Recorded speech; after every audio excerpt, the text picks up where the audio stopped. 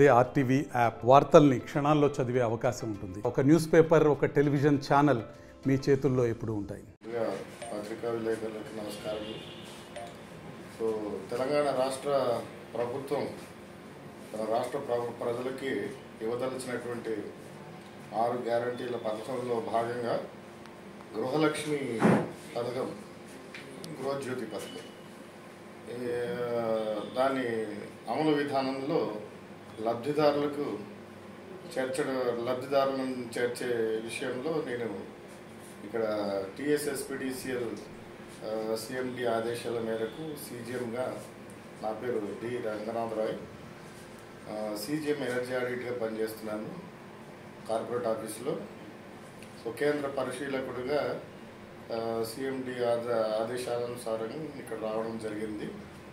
So Gajwel, Pragnapur మరియు సిద్దిపేట్ ఈ 3 ప్రాంతాలు ఈరోజు నేను కవర్ చేయడం జరిగింది. దాదాపు ఒక 70-80 సర్వీసెస్ వినియోగదారుల గృహాలు నేను సందర్శించి నేను స్వయంగా వారి వివరాలను, అంటే వారి ఆధార్ కార్డు కానీ, రేషన్ కార్డు, వారి సెల్ ఫోన్ నంబరు, ఇవన్నీ కూడా వాళ్ళ సర్వీస్ నంబర్తో అనుసంధానించి వివరాలన్నీ నమోదు చేయడం జరిగింది. సో ఈ నిమిత్తం ఇక్కడ రావడం జరిగింది. సో ఇది మాకు రోజు 10% టార్గెట్గా ఫిక్స్ చేయబడింది. ఆల్మోస్ట్ ఒక 10 days లోపలే, అంటే 1 week లోపలే ఈ ప్రక్రియ అంతా పూర్తి చేయాలని మా ఉన్నతాధికారుల కేంద్ర గారి ఆదేశం. సో అది ఫుల్ఫిల్ చేయాలని మేము ప్రయత్నం చేస్తున్నాము.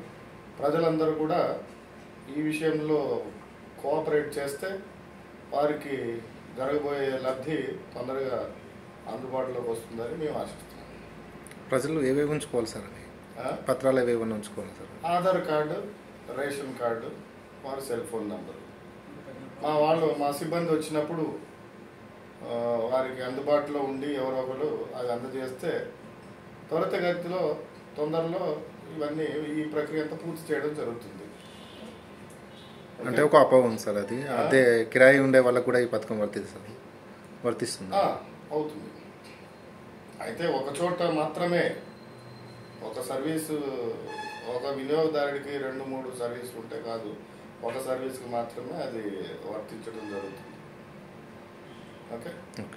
మరిన్ని వీడియోస్ కోసం ఛానల్ ని సబ్స్క్రైబ్ చేయండి. లేటెస్ట్ అప్డేట్స్ కోసం వాట్సాప్ ఛానల్ ని ఫాలో చేయండి. అండ్ లింక్ డిస్క్రిప్షన్ లో ఉంది.